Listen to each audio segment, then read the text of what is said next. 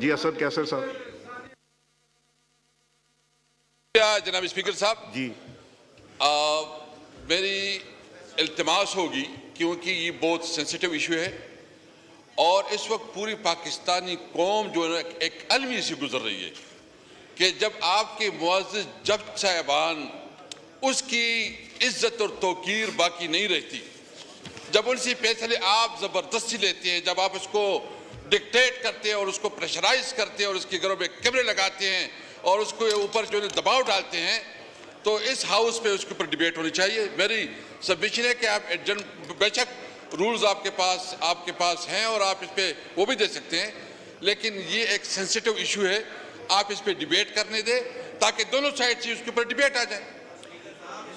असद साहब जो इशू है ना जी सब्जुडिस होने का, उसको बड़े सेंसिटिविटी से देखना पड़ेगा और अगर हुआ तो ज़रूर देंगे, मगर अगर सब्जुडिस है तो आई थिंक हम इंतज़ार करेंगे उसका।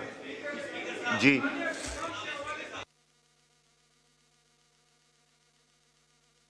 जी गौहर साहब। यस, थैंक यू जनाब स्पीकर, थैंक यू जनाब स्पीकर। स्पीकर साहब, प्राइमरीली जो लेटर गया है जज साहिबान की तरफ से, उसमें दो किस्म के पॉइंट्स हैं। एक तो जज साहिबान ने अपने मुताबिक वो उन इश्यूज़ को पॉइंट आउट किया जिसके थ्रू वो और उनकी फैमिली जा चुकी है, और उसमें जो जिक्र हुआ है वो सिर्फ ये नहीं है कि उन्होंने कहा है कि अदलिया के काम में एक स्पेशली जो डेमोक्रेटिकली कंसिक्वेंशियल केसेस थे, पॉलिटिकल कंसिक्वेंशियल केसेस है, उसमें इंटरफेरेंस हुई है।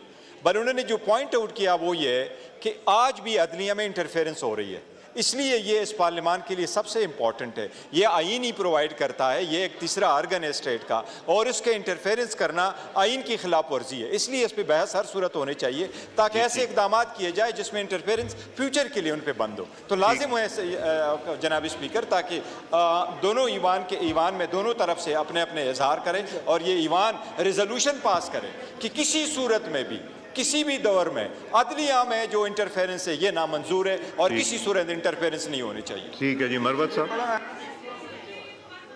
एक सेकंड मरवत साहब ने अभी शाम जो आज खामोशी 1 मिनट के लिए इख्तियार की गई, इस हवाले से ये गुजारिश करना चाहता हूँ कि 2001 से पाकिस्तान दहशतगर्दी के ख़िलाफ़ नंबरदाज़मा है और आए दिन फ़ौजियों की लाशें आ रही हैं। तकरीबन 24 साल हो गए हैं, ये दहशतगर्दी रुक क्यों नहीं रही है? क्यों हम नाकाम हैं दहशतगर्दी को फाइट करने में? एक मिसाल देता हूँ, पाकिस्तान में पोलियो का तो खात्मा हो गया, जहाँ पे एक केस पोलियो का निकल आता है पूरे निज़ाम ममलिकत जो है वो डगमगा जाती है। पोलियो अव्वलीन तरजीह है और पाकिस्तानियों की, पाकिस्तान की जो तहफ़्फ़ुज़ हैं वो तरजीह नहीं रही है। आए दिन ये चाइनीज यहाँ पे, अगर यहाँ पे उनको मारा जाता है, ये भाई साहब आप वीडियो जो बना रहे हैं दिस इज नॉट अप्रोप्रिएट। जो मारा जाता है, ये MNA साहब जो वीडियो बना रहे हैं, ये नाकामी किसकी है जी? खामोशिया जरा प्लीज एक मिनट। अपना आमिर डोगर साहब क्या ये मुनासिब है? ये जो आए दिन हम खामोशियां ऐवान में आमिर डोगर साहब ये मुनासिब है? आप खैर इकबाल साहब छोड़ दें जी, मैं अर्ज करता हूँ, ये खामोशी 1 मिनट की इख्तियार करने से क्या ये चाइनीज के दुख का मदावा होगा? हम अमलन क्या कर रहे हैं? आए दिन फॉरेन नेशनल मारे जा रहे हैं, इन्वेस्टमेंट खत्म है, मुल्क में तवाइफुल मलूकी है। इस ऐवान को सोचना चाहिए, अगर ये जंग सिर्फ फौज के लड़ने की होती तो ये लड़ चुके होते। पूरे मुल्क, पूरे पाकिस्तानियों की जंग है, तो लिहाजा इस अवान के वसातत से मेरी गुजारिश है, ये 1 मिनट की खामोशी और ये आए दिन बैरून मुल्क जो लोग आके इधर यहाँ पाकिस्तान में खिदमत सर अंजाम देते हैं, ये लाशें भेजने, इसका कोई अमली तदारुक करो। जिस तरह पोलियो को फाइट कर रहे हैं, इसी तरह दहशतगर्दी को हमें फाइट करना चाहिए। Thank you speaker. अपना नूर आलम साहब, आप बात करना चाह रहे थे। स्पीकर साहब शुक्रिया। स्पीकर साहब, आप मेरे ख्याल में एक तो आप ऐवान का टाइम ज़ाया कर रहे हैं। यहाँ पे लीडरशिप मेरे ख्याल में पार्टीज़ की 2 बंदों से तो आपने बात कर ली है। आप मुसलसल एक ही तरफ पे एक ही एजेंडा, एक ही रेपिटेशन हो रही है। मेहरबानी फरमा कर आप अपना जो बिजनेस है उस पर वो करें।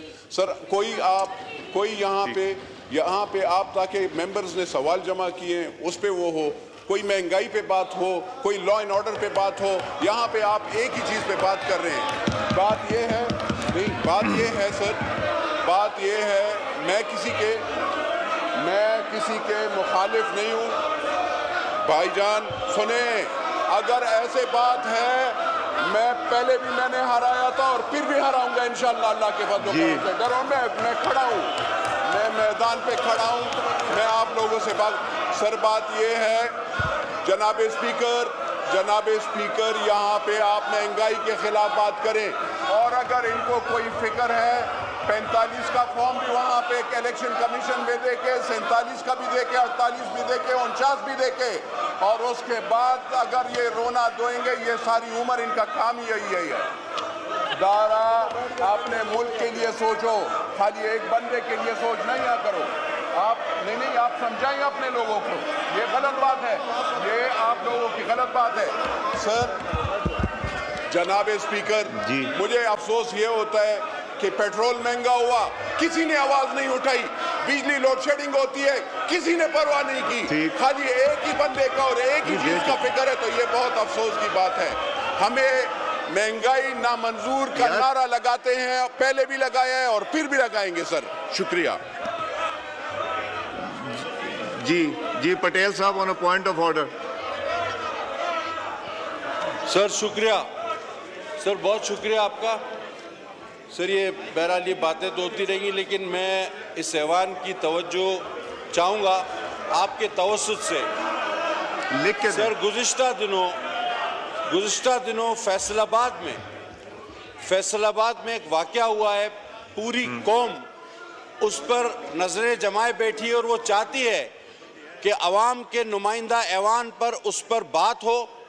सर गुज़िश्ता दिनों इस मुबारक महीना रमज़ान में एक मौलवी ने एक बच्चे के साथ ज़्यादती की और दूसरे मौलवियों ने जरगा करके उस मौलवी को माफ़ करा दिया, और उस मौलवी के वालिद ने मीडिया पर बयान दिया कि मैं उल्मा की मोहब्बत में इस मौलवी को माफ़ करता हूँ।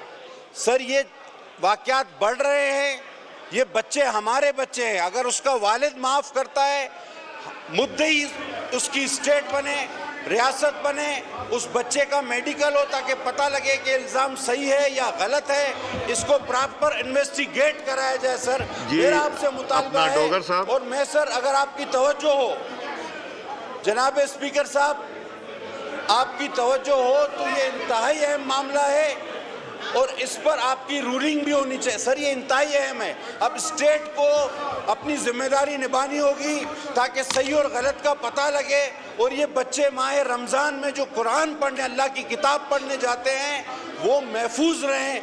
ऐसे लोगों से ये रूलिंग हो सर कि स्टेट मुद्दई बने और उस बच्चे का मेडिकल कराया जाए ताकि मामला दूध का दूध और पानी का पानी हो। बहुत शुक्रिया सर। शर्मिला फारूकी साहबा।